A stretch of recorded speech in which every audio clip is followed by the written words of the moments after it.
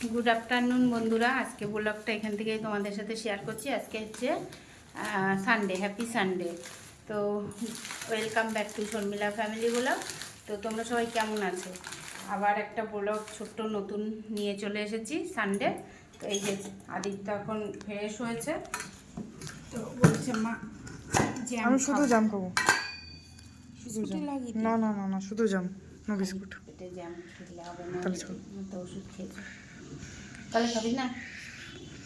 তুমি খাও।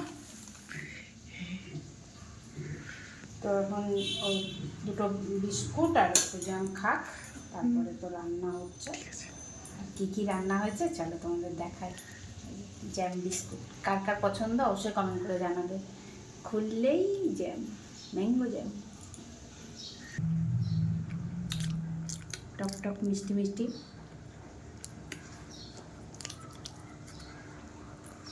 বিস্কুট দিয়ে জ্যাম খেতে ভালো লাগে বেশি আমার।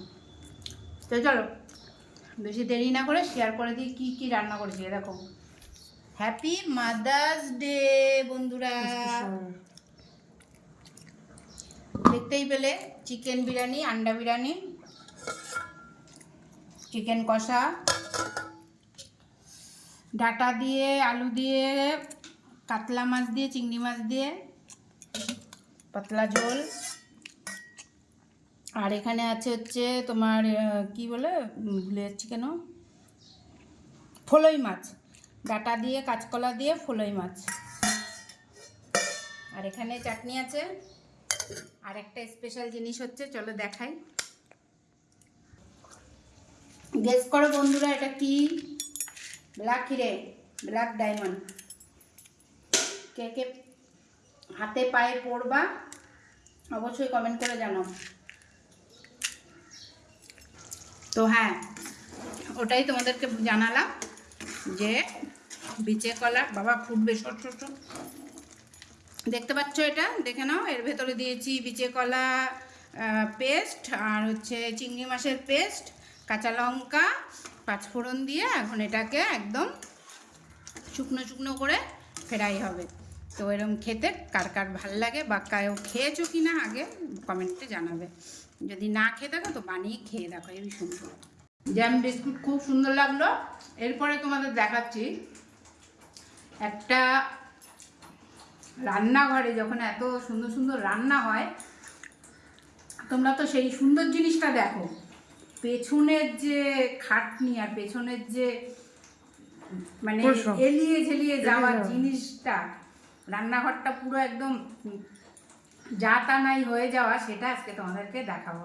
তো এই দেখো, প্রথম থেকে শুরু করি।